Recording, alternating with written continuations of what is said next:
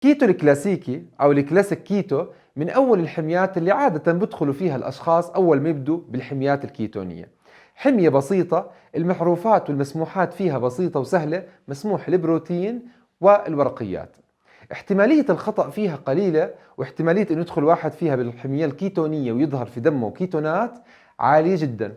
لذلك بيستخدموها الأشخاص للتعلم أول ما يدخلوا في الحميات الكيتونية. ممتازة كأساس لما يصير في ثبات وزن إنك ترجع للكلاسيك كيتو. اليوم بدنا نحكي عن كل ما يتعلق في الحميات الكيتونية الكلاسيكية، الكيتو كلاسيك. يلا رافقونا بعد الفاصل وراجعين.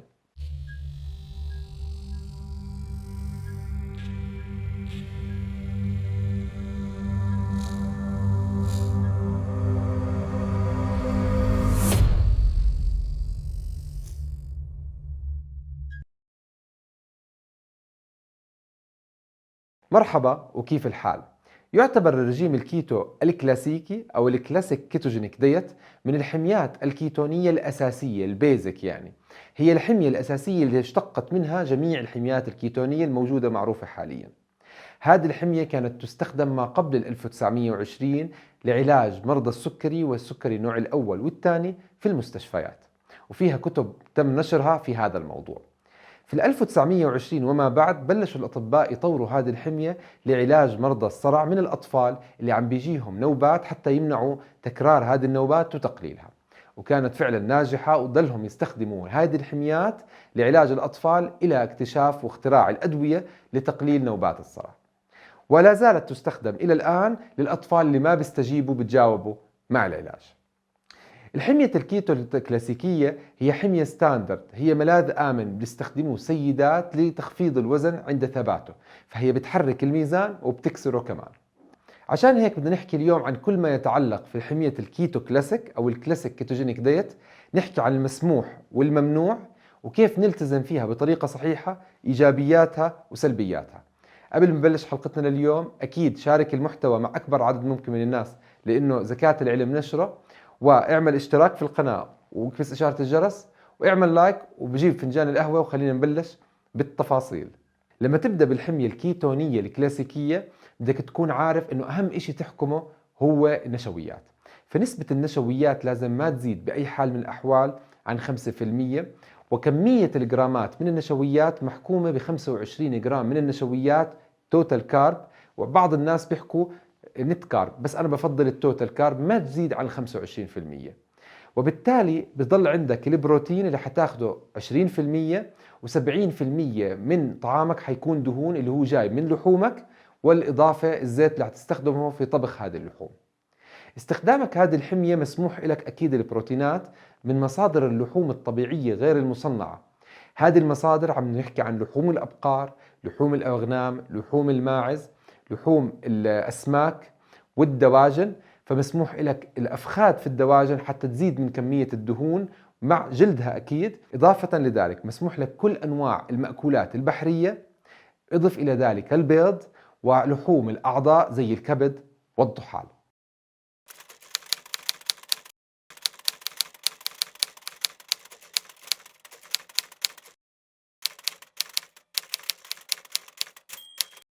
معلومة على الهامش: يطلق مصطلح الديورنال إفكت على ظاهرة تغير الوزن خلال النهار ما بين الصباح والليل، واللي بتراوح عادة بين كيلو إلى 2 كيلو، وذلك بسبب اختلاف كميات السوائل في الجسم بين التناول والإخراج والفضلات في الجسم. لذلك يعد ممارسة توزين الجسم صباحا بعد دخول الحمام بالملابس الداخلية أفضل الممارسات لأخذ الوزن الدقيق للشخص أسبوعيا، وبذلك الشخص بيقيس وزنه بدون ما ياخذ في عين الاعتبار وزن الفضلات أو الملابس أو ظاهرة الديورنال إفكت. أما فيما يتعلق بالدهون والزيوت المسموحة، فمسموحة لك الدهون الطبيعية غير المصنعة والمكررة والمهدرجة. فمسموح لك زيت الزيتون، مسموح لك زيت الأفوكادو، زيت جوز الهند، مسموح لك الزبدة الحيوانية، السمنة الحيوانية، بالإضافة إلى مسموح أنت عندك دهن اللحمة اللي بتيجي مع اللحوم. ممنوع عليك الزيوت الطبيعية اللي بتحتوي على النشويات زي زيت السمسم أو اللي هو الطحينية أو الراشي لاحتوائه على النشويات جاي من السمسم. ففي حمية الكيتو كلاسيك بصير هذا الزيت الصحي ممنوع. ممنوع أكيد الزيوت المهدرجة والمقررة زي زيت الكونولا وزيت الذرة وزيت عباد الشمس، كله هذا ممنوع في الكيتو الكلاسيكي، فهو رجيم علاجي ما بيصلح ناخذ زيت ضار معه.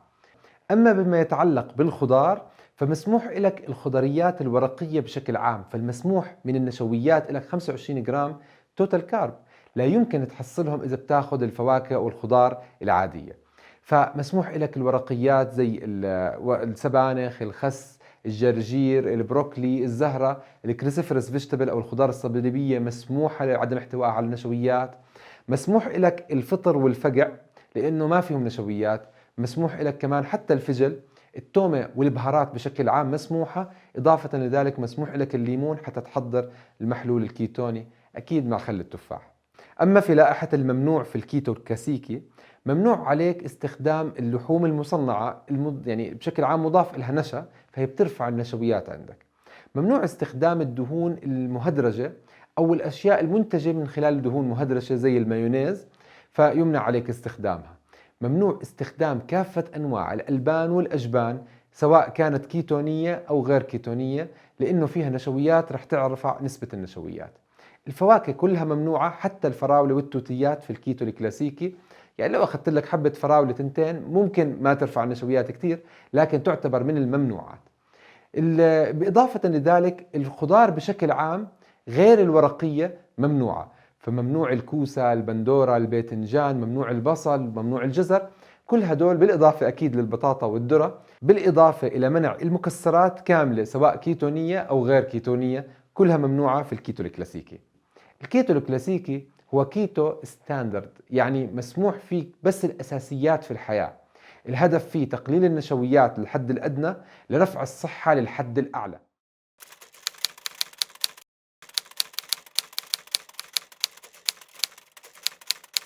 تعد الحميات الكيتونية أو الحميات قليلة النشويات من الحميات القديمة والأقدم الحميات الحديثة العلاجية. ففي كتاب ألين فريدريك اللي انولد في 1879 قام بتأليف كتاب The Total Dietary Regulation in the Treatment of Diabetes. تم إصدار هذا الكتاب في 1919 في علاج السكري، وكان مستخدم في المستشفيات كبروتوكول للعلاج. وفي كتابه لخص تجربته ودراساته على مرضى في المستشفى عنده، فبعديها بلشوا يستخدموه كعلاج للصرع. أما بما يتعلق في ميزات وعيوب هذه الحمية، فالحمية الكيتونية الكلاسيكية أولا هي حمية آمنة، يمكن الواحد يستمر عليها فترة زمنية طويلة، ما في ليميتيشن ولا قيود لالتزامك فيها. المشكلة فيها هو إنه التزامك فيها بيكون صعب، لأنه بيعزلك عن العالم الخارجي، عن الناس اللي بتروح وبتنزل معهم، لأنه كل الأكلات المتوفرة إن كان حتنعزم عليها أو تشتريها لازم يكون فيها نوع من الخضريات اللي ممنوع عليك حتى في هاي الحمية. فالتزامك فيها صعب، بيجعل حياتك في الكيتو صعبة. وعادة الأشخاص اللي بيلتزموا في هاي الحميات رغم إمكانية استمرارهم عليها فترة طويلة ما بيقدروا يستمروا أساسا في الكيتو. نادر ما أشوف شخص التزم بالكيتو كلاسيك لفترة زمنية طويلة، بكون التزم شهرين 3 4 وقبل ما يوصل لهدفه رغم نزوله السريع في الوزن ترك الحمية بسبب الصعوبة النفسية والاكتئاب اللي بتمر فيه من الرتابة والإعادة والإفادة في نفس كمية الحمية أو نفس المسموحات في هذه الحمية، لحوم وخضار أو ورقيات بالأحرى. الشغلة الثانية إنه هذه الحمية ممتازة وسريعة في تنزيل الوزن، وما بدها حساب سعرات، مش لأنه السعرات ما بتفرق، لا، لأنه الشبع بكون عالي جدا والملل بمنعك من الاستمرار في تناول الطعام. فممكن عند هدول الأشخاص يصير في عندهم سعراتهم لسه مش إنه أعلى من اللازم، تكون أقل من اللازم، فممكن يكون في بسبب قلة الشهية تخفيض لكمية السعرات وتساقط شعر وتكسر أظافر بالالتزام الطويل في هاي الحمية، إذا ما كان ياخذ كميات البروتين اللي بياخذها مناسبة لوزنه ولحاجته اليومية. الأشخاص العاديين اللي بيمارسوا الكيتو الطبيعي بفضل استخدام الكيتو الكلاسيكي أسبوع تقريبا بالشهر لهدف كسر الميزان وعدم جعله يثبت. لكن كوني حريصة إذا أنت سيدة إنك تاخدي هذه الحمية ما قبل فترة الدورة الشهرية، فعادة بتكون نفسك فاتحة على النشويات بشكل عام، ففي هذا الظروف أكيد ما تروحي تدخلي في الكلاسيك كيتو، خليك على الكيتو الموديفايد المعدل اللي بنمشي عليه عادة.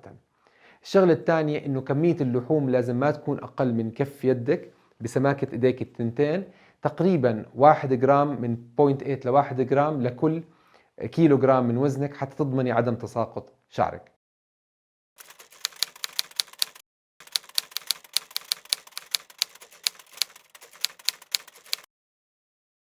معلومة على الهامش: في فرق بين نزول الوزن ونزول الدهون. فعند ممارسة الشخص للحمية وإدخاله الرياضة وخصوصا تمارين القوى، عادة ما بيثبت الوزن بسبب اكتساب كمية العضلات اللي بتصير، فبكون في فقدانك من الدهون يساوي لما كسبته من كتلة عضلية. عادة لما تعمل مقاساتك بتكتشف انه مقاساتك نازلة، وبالتالي على انه انت عمالك بتكسب عضل، وهذا هو سبب ثبات الوزن. فرغم ثبات الوزن الا انك فاقد دهون وكاسب عضلات، وهذا افضل اشي ممكن يحصله الواحد بحميته.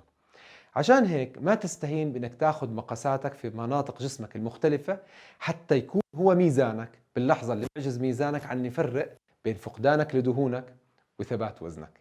اما بما يتعلق في الملح، فاستخدم الملح العادي المدعم في اليود اللي هو الملح ابو ريال هذا، او اذا بدك تستخدم الهيمالايا او ملح البحر كون حريص انك تجيبه مدعم في اليود.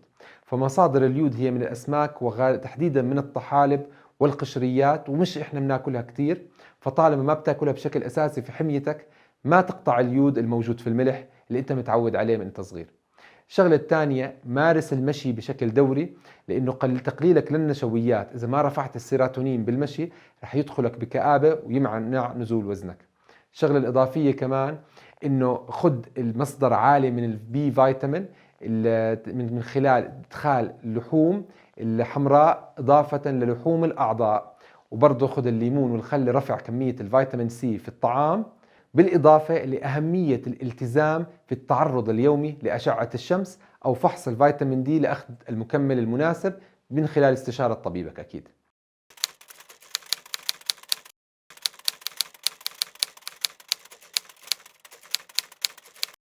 طب قديش هي كمية السعرات اللي بيحرقها كل من الرجال والسيدات، وقديش المتوقع بين النزول لكلاهما؟ عادة الرجال بيحرقوا بين 2500 ل 3000 سعرة يوميا، بينما السيدات بين 1800 ل 2200 سعرة يوميا. لذلك السيدات ممكن ينزلوا بحدود 800 ل 1000 جرام يومي أسبوعيا، بينما الرجال ممكن ينزلوا من 1000 ل 1500 جرام أسبوعيا. وهون بيجي سؤال إنه طب الأشخاص اللي بينزلوا كتير بسرعة ليش بينزلوا هدول الأشخاص؟ ولا هم خارقين للعادة؟ طبعا فعلا في أشخاص بنشوفهم على الصفحات بنزل في حدود ال 13 كيلو أو 15 كيلو في شهر.